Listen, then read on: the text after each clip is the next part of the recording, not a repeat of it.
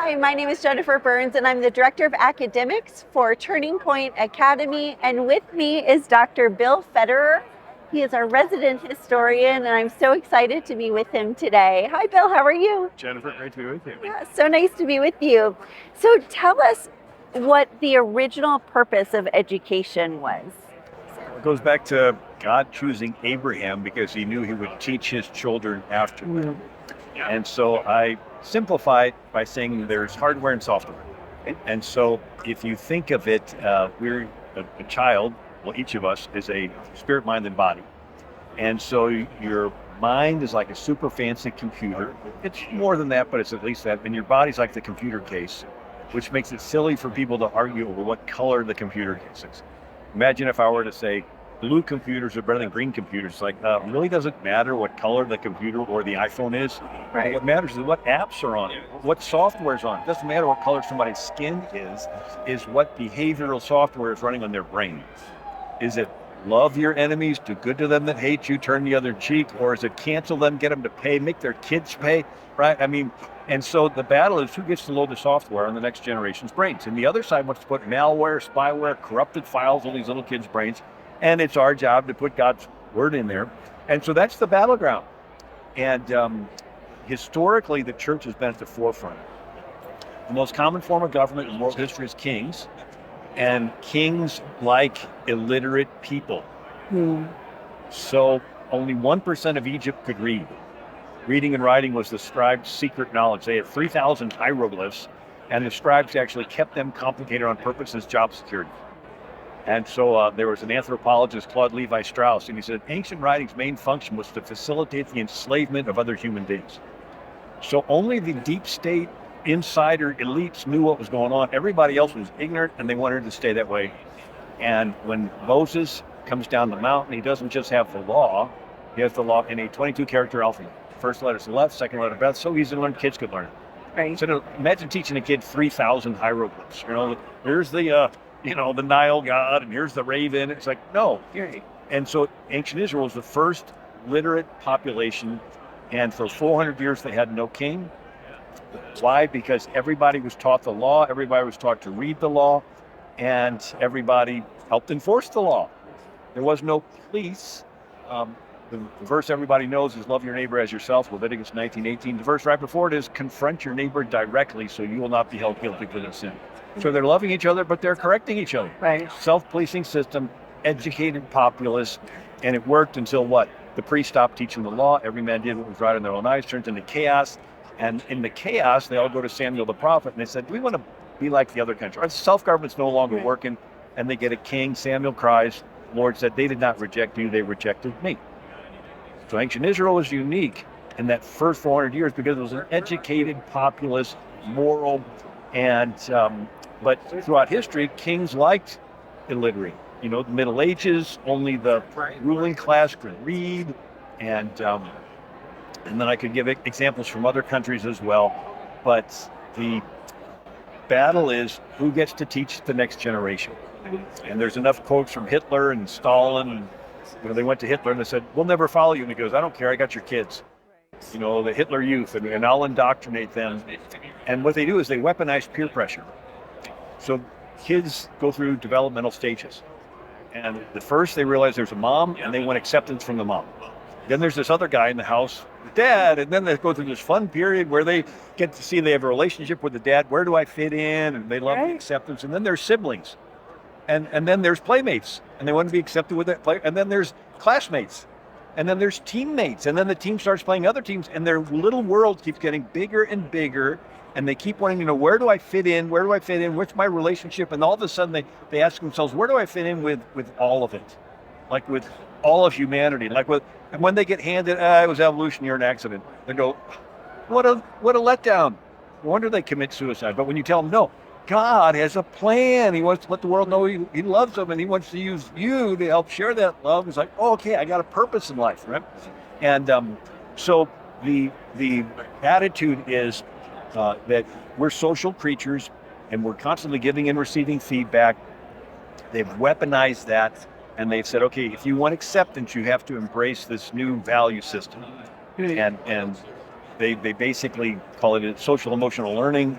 and it's behavior modification.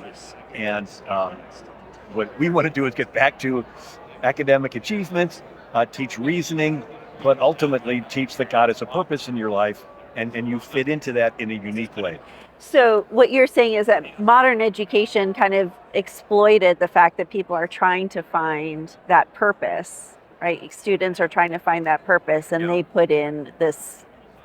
Yeah, it's interesting. A water molecule is a water molecule, but you put it with other water molecules and they operate as a group, like a wave or a cloud. Right, right. A fish in a bowl, but you put it with other fish and they operate as a group. A bird in a cage, but with other birds, they operate in a group. Well, guess what? We're individuals, but you put us with other individuals and we're constantly giving and receiving feedback. Are we being accepted or are we being rejected? Right. We are social creatures. And now at the beginning of the country, the majority of the people were Christian. And so you would have people that were not Christian, but they would adopt Christian behavior because they wanted to fit in. Yeah. And that had a social salt type of effect on society, keeping a moral populace. But now they've co-opted the public opinion molding institutions, Hollywood, education, entertainment, all these things. And so the kids want to fit in. And so now they realize, to fit in, I have to adopt this dress, this style, and now these beliefs. Right. So they put hundreds of billions of dollars into marketing, child psychology. How does Disney sell a product?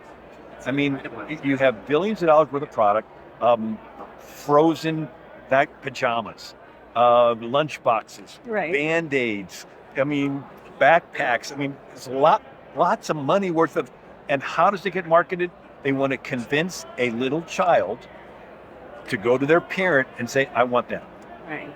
Right. They've taken this powerful machine of pushing this desire for these kids to want this product, to push billions of dollars worth of product. They've now used it to push ideology. Right. And when you take a kid and you put him into this system, say, put your kids into this government school system, it's like, they cannot fight this monster machine that spent a century of studying child psychology, and that these kids are group social creatures and they'll do what the other kids doing. So if you can manipulate what they perceive is the accepted behavior, these kids will fit in. Right. And now they've taken this marketing of Disney and sports teams and so forth, and they've used it to push an ideology. That's why it is vital to take your kids out of that. Right. And to take responsibility for programming them. And that's where Turning Point Academy fits in, and that's where you fit in. And so I'm just really excited about Turning Point Academy. Thanks so much. I want to talk to you a little bit more about the role of church. What role do you think the church should play in education in the future? It did play a huge part in the past, right? Especially in American history. The church was the locus of amazing education at the very beginning of our country's founding. Will you talk a little bit about that, and then what you think its role should be in the future? Right. So the New England churches used ancient Israel as the model, and so ancient Israel would have the schools to teach the children how to read, and the little pointer, and they would go through the scriptures, and they would have a literate populace. And so that was the model for New England. And they actually taught Hebrew at Yale and Harvard. To this day, Yale has Hebrew characters on its coat of arms. And so in New England, they strove to teach everyone to read. And then they had one building called the Meeting House. That's where the pastor would teach the Bible, and that's where they would do their city government. In ancient Israel, they had a synagogue, which means meeting house. Yeah. That's where the rabbi would teach law. That's where they had their city government. And so it's an involved, empowered population. And for 400 years, ancient Israel did not have a king. And so in America, the New England colonies, they wanted to have a government without a king. Right. And so, but the church has always been involved. Now, in the Middle Ages, St. Jerome translated the Bible into Latin, and then as Rome fell, the church was the only literate group. They would have the monasteries, and the scribes would keep track of all the records, and the rest you had the Visigoths and Ostrogoths, Anglo-Saxons, Jews, Lombards, Berbers would all invade Rome, and they were all illiterate. And so the church was the granary, so to speak, storing up knowledge. Right. Ancient, Greek and Hebrew, but in Roman, you had, when Attila the Hun was scourging Europe, you had St. Patrick evangelizing Ireland, and then they had these monasteries, and then they would teach, and then in the 5th century, it was Irish monks that went back to Europe. St. Columba, St. Columbanus, and they started these churches and schools all across Europe, sort of reseeded Europe with this information. And so the church and knowledge and academics were linked, inextricably linked, right? Yeah, and so then you have the universities in Bologna, in Toulouse, in Oxford, and Salerno, Italy. And so it was the churches that started universities. Right. So what do you think is the future of the church's involvement in education? Do you think that local church should be involved in K-12 education? Definitely. You go through so the Reformation happens, and you have William Tyndale, and he said, "I'll not rest until the plowboy knows more scripture than the bishop." And so he was just consumed with wanting to teach everybody how to read, teach everybody the scriptures, and he got arrested and burnt at the stake. Right. John Wycliffe, they dug up his bones and burnt them. John Huss in Prague, they killed him. Martin Luther, by this time they invented the printing press. Right. So Martin Luther, they didn't like him, but the printing press allowed it. It was like the internet. It was like the cat's out of the bag. Right. This education, and so now you had the Reformation, and the parents are striving to teach the kids to read. I mean, believe it or not, we just saw a movie on John Wycliffe, 1300s, and the movie starts off with a prelate, a church person. And they've arrested some people. And he says, tell me, speak. And this cute little girl, and she's reciting the Our Father. But that was a crime. Right. It was a crime to teach your kids the 10 Commandments. It was a crime to it was considered casting your pearls before swine, to take God's holy word and speak it in the common vulgar language of Right. the people. Yeah. And so they killed, they said, well, keep the women and children, but kill the fathers. And they brought them off and burnt them. And so there was this monopoly on knowledge. And when the Reformation happened, you had this push to educate kids. And then when they settled America, there was this push to educate kids. You had Noah Webster and his Blueback Speller, which sold hundreds of millions of copies, and they would teach how to read, but they would have Bible stories in there. And then you had that was Noah Webster, and then you had William McGuffey's Readers. Right. And they sold hundreds of millions of copies. Well, they're incredible. I wish they'd come back. Now what's interesting is every colony was started by a different denomination, and they had their own educational systems. So Massachusetts was Puritan, and they had Boston Latin School. I actually toured it. You got John Adams went there, and all John Hank, all these founding fathers. And then you had Harvard, and it was a Puritan Congregationalist school. And then you had Yale, which was founded by Congregationalists, and then you had Brown University that was Baptist. Then you had Princeton that was Presbyterian, and you had each denomination had its own school system, and they had their own colony.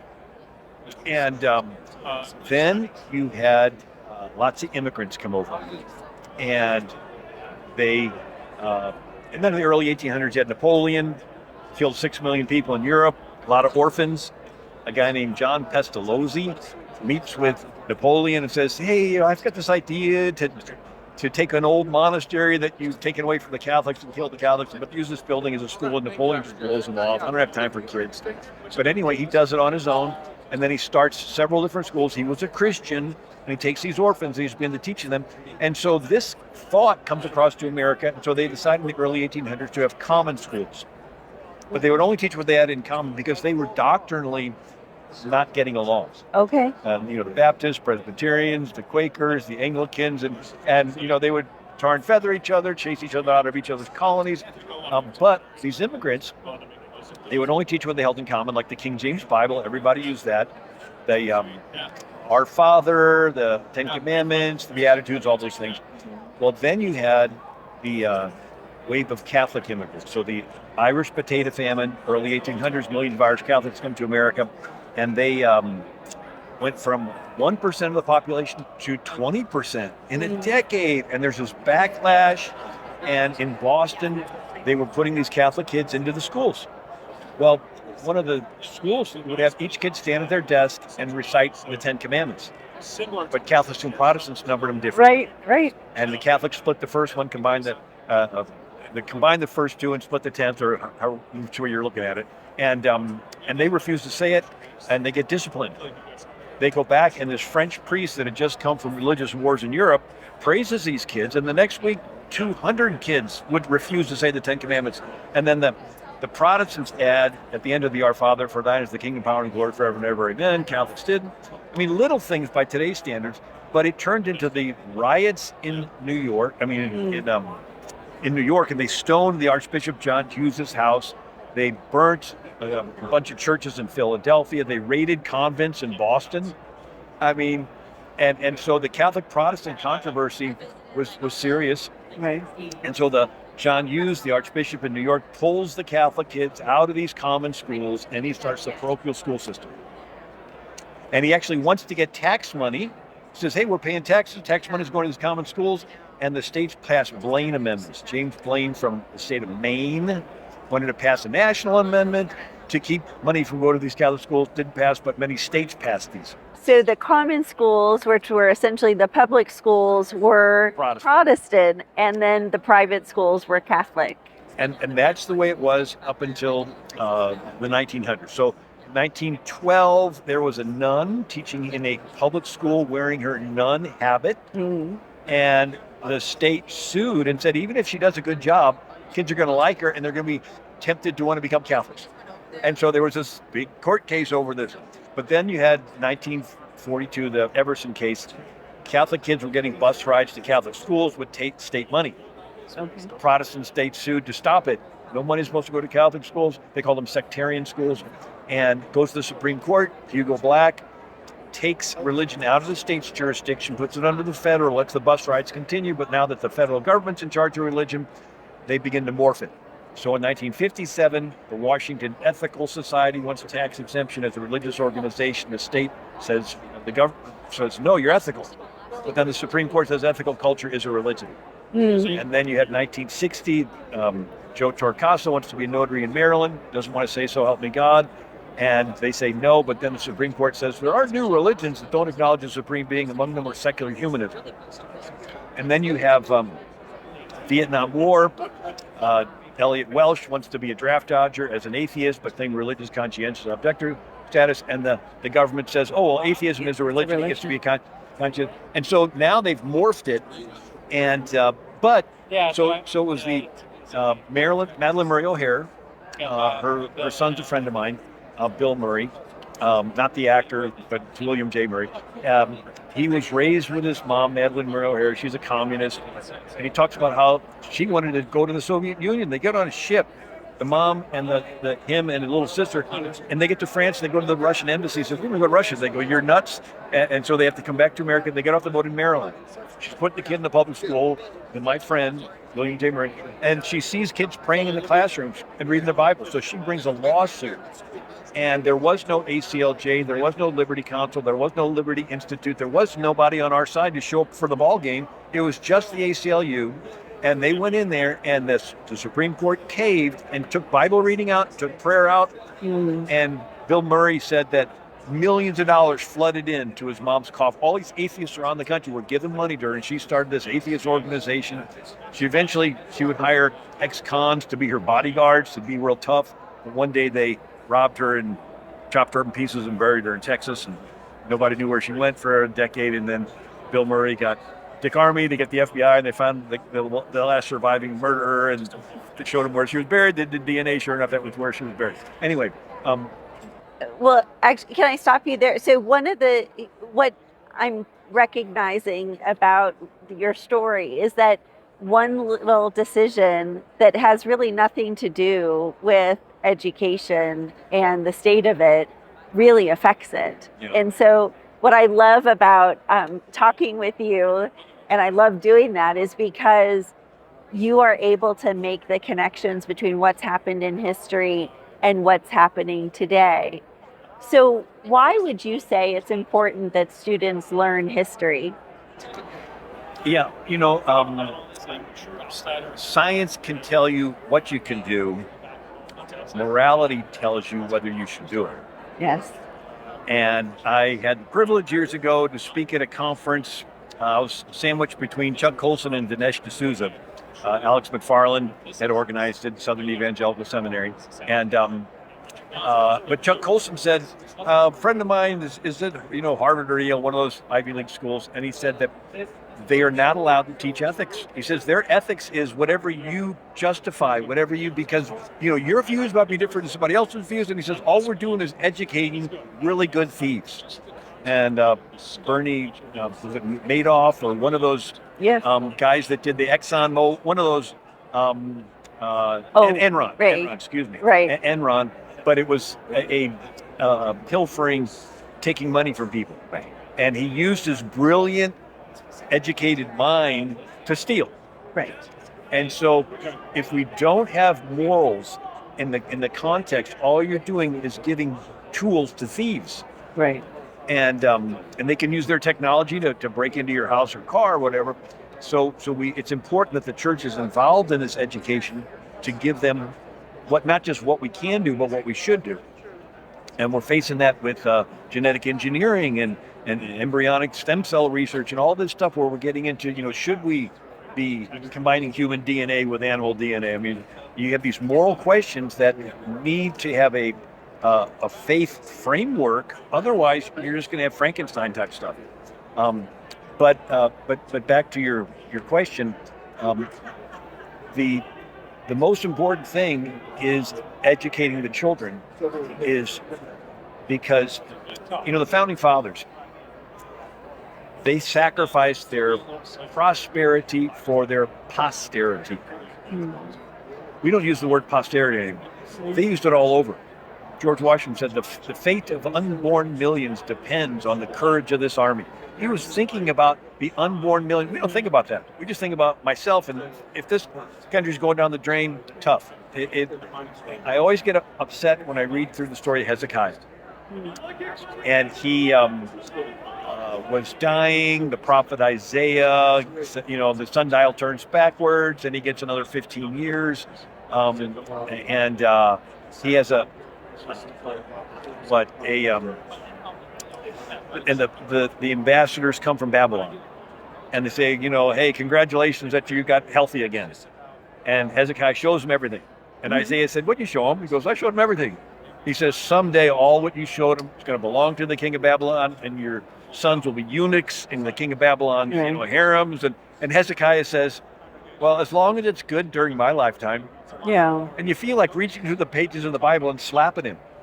It's like, why didn't you repent? Why didn't you at least cry out to God and ask for mercy or something? But he's like, well, as long as I'm okay.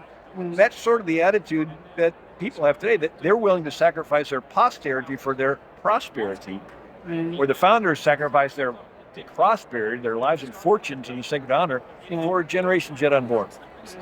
And so I think we need to take a long-term view that we want to hand our faith and knowledge onto the next generation. And it's a deliberate process. It doesn't happen by accident, and especially it doesn't happen when you have a $100 billion machine that has studied child psychology, studied that they're emotional learners, and they'll do whatever they see everybody else. Monkey see, monkey do. So do you think that by understanding history, we can do a better job of making good decisions in the future? Yes. Yeah. The Winston Churchill said, the further back you look, the further forward you're likely to see. And I can't remember who said it offhand, but he says, those that don't remember the past will not care about the future. So if you don't study the history in the past, you're not going to care about what you're leaving behind. Right. You want to get this view that God has a timeline, and he's given you a specific spot in there, and your job is to be faithful and to take what you've learned. The Apostle Paul talked about that. What you have learned from me, teach to others.